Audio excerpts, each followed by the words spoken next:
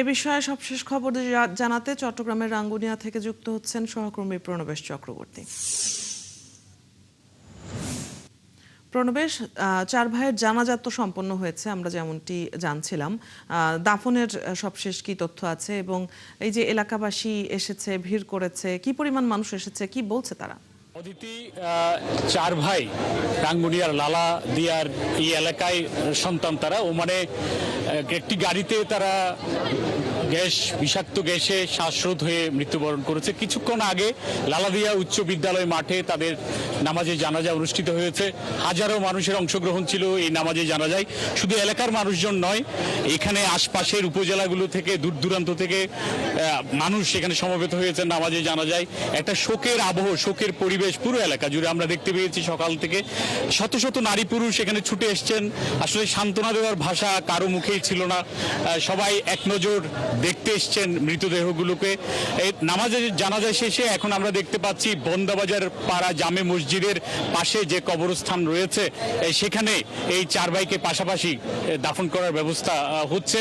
অল্প কিছুক্ষণ পরে হয়তো দাফনের কাজও শেষ হয়ে যাবে। আসলে পুরো এলাকার মানুষ, আমি সকাল থেকে যাদের সাথে কথা বলেছি, সবাই শোকে মুহ্যমান। তাদের একজন বৃদ্ধ মা রয়েছেন, তাকে আসলে এতদিন জানানো হয়নি যেহেতু তিনি অসুস্থ ছিলেন।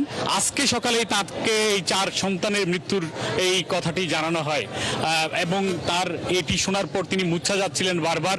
আর তারা পাঁচ ভাইয়ের মধ্যে বড় যিনি তিনি বিয়ে করেছেন, তার 2.5 বছর এবং 2 মাসের দুটি সন্তান রয়েছে। আরেকজন তার আসলে এখন 4 মাস আগে মাত্র তিনি বিবাহ করেছিলেন এবং অন্য 2 ভাইয়ের এবার কোরবানিতে এসে এখানে তাদের বিবাহের কথা চলছিল এবং ওমানে তাদের কেনাকাটা করার জন্যই তারা আসলে 4 ভাই যাচ্ছিলেন এবং সেখানেই গাড়ির মধ্যে বিষাক্ত যে অ্যাসিড যে গ্যাস, সেটির বিষক্রিয়ায় তারা মারা গেছেন। এটি প্রাথমিক তদন্তে বলা হচ্ছে। এর পেছনে অন্য কোনো কারণ আছে কিনা সেটি ওমানের যারা পুলিশ তারা তদন্ত করে দেখছে, হয়তো এটি পরে জানা যাবে। আসলে পুরো এলাকায় আমরা সকাল থেকে দেখতে পাচ্ছি একটি শোকাবহ পরিবেশ। এটি কোনো রকমেই তারা মেনে নিতে পারছেন না। ইউএনএ আসছিলেন এখানকার, তিনি বলেছেন এই পরিবারকে তারা সহযোগিতা করবেন। সাধারণ মানুষেরও দাবি যাতে পরিবারটি পরবর্তীতে কোনো সমস্যা না হয়।